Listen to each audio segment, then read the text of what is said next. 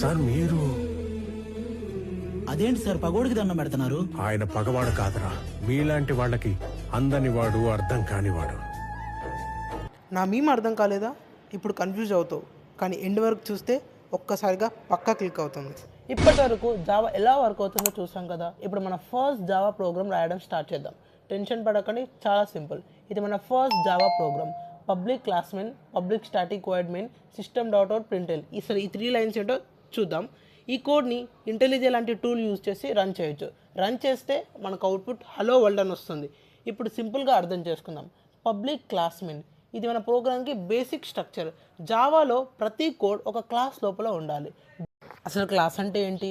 ఇప్పుడు కన్ఫ్యూజ్ అవ్వకండి, దీని గురించి నెక్స్ట్ సిరీస్లో క్లియర్గా చూద్దాం.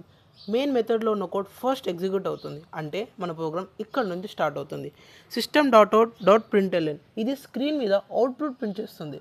ఇంకొక విషయం, జావా ఈజ్ కేస్ సెన్సిటివ్, అంటే ఈ మెయిన్ సేమ్ కావు. బికాజ్ ఇక్కడ క్యాపిటల్ ఏముంది, ఇక్కడ స్మాల్ ఏముంది, అండ్ ఈ సిస్టమ్ కూడా సేమ్ కావు.